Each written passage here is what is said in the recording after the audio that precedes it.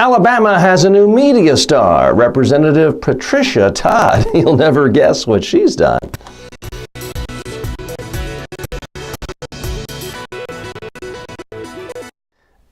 So Patricia Todd is the first openly gay representative in the Alabama legislature. And here's what's going on. Alabama, like many states, is grappling with the whole issue of gay marriage. She is a proponent of gay marriage.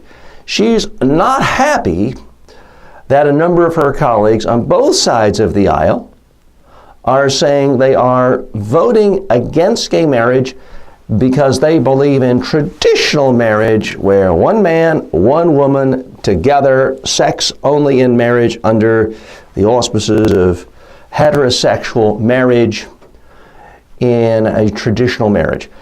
She's upset by that because she claims she knows of lots and lots and lots of legislators who are having affairs at the state legislature. And she feels like she has enough proof. What she is saying to the legislators is, if you vote against gay marriage, I'm going to out you. I'm going to out you as hypocrites. I'm going to out you as frauds. And I'm going to tell the whole world about the affairs you're having. Now, regardless of how you feel about this and the ethics, you have to admit, there's something clever about this. It's also funny, regardless of your politics. It's always nice and fun to see politicians exposed for hypocrisy.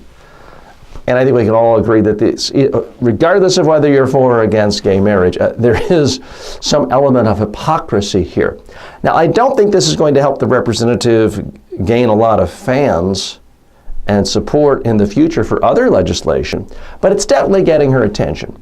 In fact, she's going to get more attention than any other legislator in Alabama this year, most likely, and any other piece of legislation.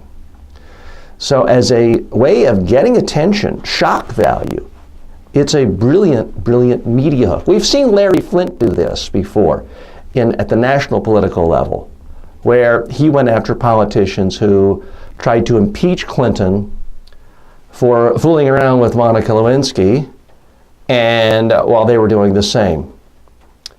So we've seen it, and Larry Flynt got a lot of mileage out of this. He got a lot of attention out of this.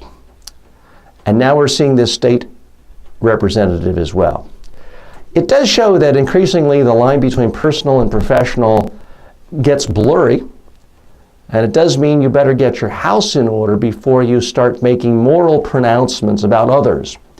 If you want to talk about how immoral people are whose sexual behavior is not what you prefer, you'd better be prepared for people pointing fingers back at you. That's simply a new reality. It only takes one legislator, and we've seen this story take off. It's in the national media. Here I am talking about it. People are talking about this all over the country.